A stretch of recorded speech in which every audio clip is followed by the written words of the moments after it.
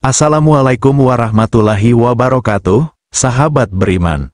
Dia punya segalanya, kekayaan, ketenaran, dan kehidupan mewah yang diimpikan banyak orang. Tapi dalam sekejap, semuanya hancur. Dari seorang miliarder muda menjadi bangkrut dan kehilangan segalanya.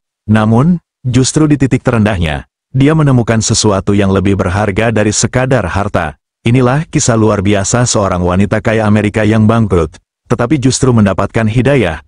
Jangan lupa like, subscribe, dan tinggalkan sholawat di kolom komentar sebagai bentuk cinta kita kepada baginda Nabi Muhammad SAW. Mari kita simak kisahnya. Bismillah.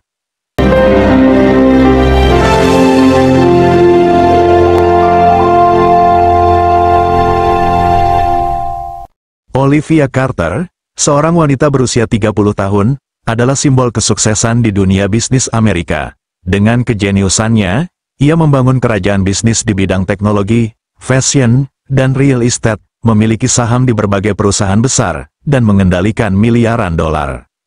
Ia mengendarai mobil sport mewah, tinggal di penthouse mewah di Manhattan, dan sering bepergian dengan jet pribadi.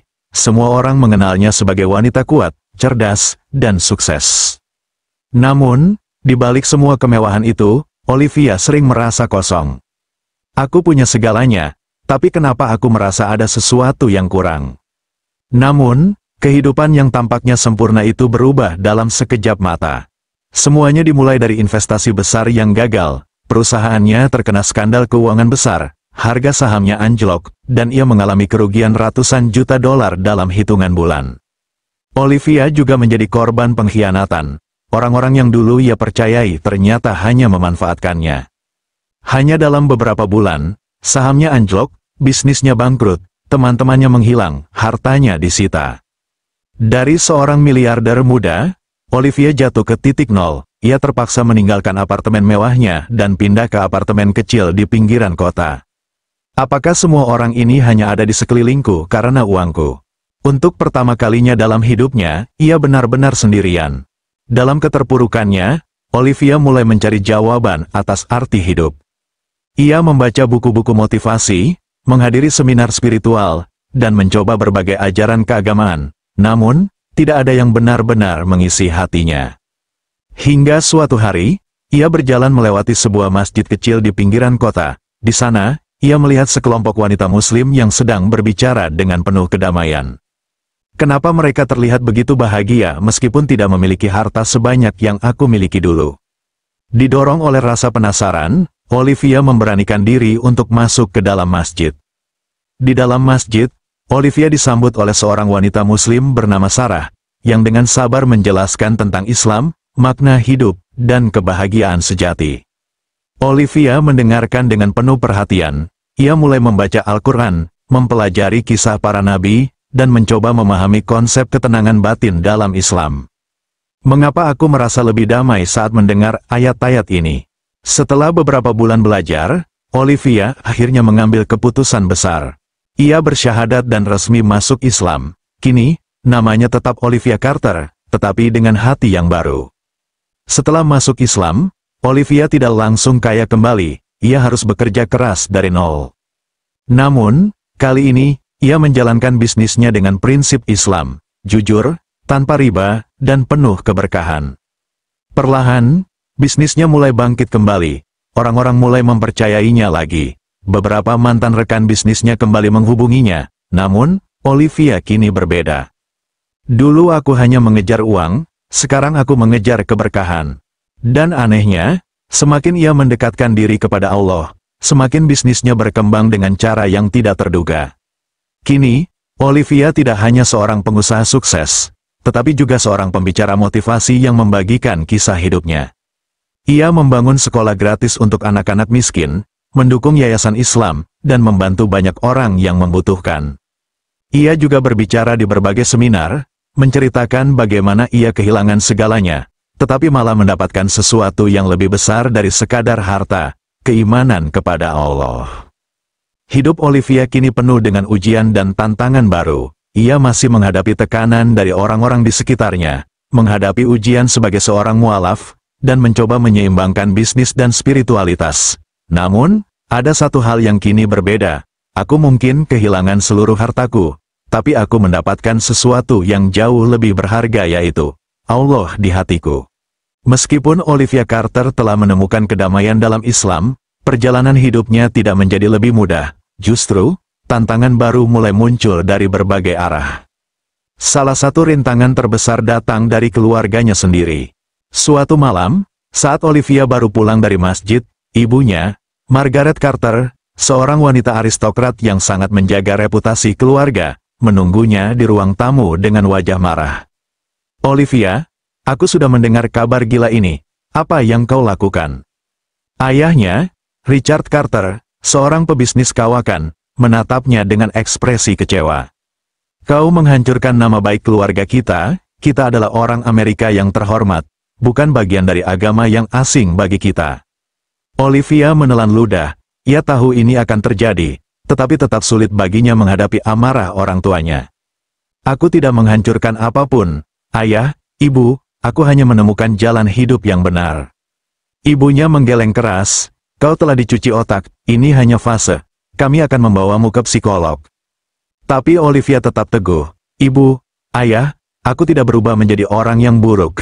Aku masih putri kalian. Aku hanya menemukan kedamaian dalam Islam." Namun, orang tuanya tidak bisa menerimanya. Dalam sekejap, Olivia dihadapkan pada ultimatum. "Kau tinggalkan Islam atau kau bukan bagian dari keluarga ini lagi." Olivia merasa dunianya bergetar. Ia telah kehilangan harta, kini ia harus kehilangan keluarganya juga. Namun, ia tahu bahwa ini adalah ujian dari Allah. Dengan mata berkaca-kaca, ia berkata dengan lembut, "Aku mencintai kalian, tapi aku tidak bisa meninggalkan keimananku." Dan malam itu, ia pergi meninggalkan rumah orang tuanya, tanpa tahu kemana harus melangkah. Hanya dengan membawa sebuah koper kecil berisi pakaian dan mushaf Al-Quran yang ia beli beberapa bulan lalu, Olivia berjalan menyusuri trotoar di tengah dinginnya malam. Tempat tinggalnya sudah diambil alih oleh keluarganya. Hartanya masih terbatas dari bisnis kecil yang baru ia mulai. Temannya hanya sedikit yang benar-benar peduli. Namun, di dalam hatinya, ia merasa tidak pernah benar-benar sendiri. "Allah bersamaku." Dengan tekad yang kuat, ia memutuskan untuk kembali ke masjid kecil di pinggiran kota, tempat pertama kali ia menemukan cahaya Islam. Di sana, ia bertemu kembali dengan Sarah, wanita Muslim yang dulu pertama kali mengenalkannya pada Islam. Ketika Sarah melihat wajah Olivia yang penuh kelelahan, ia langsung mengerti. "Kau bisa tinggal di rumahku sementara waktu. Muslim itu bersaudara, dan kau tidak sendirian." Mata Olivia hampir berkaca-kaca. Setelah keluarganya menolaknya, justru orang-orang yang baru dikenalnya dalam Islam menerimanya dengan penuh cinta. Dan untuk pertama kalinya dalam beberapa hari, ia merasa tenang.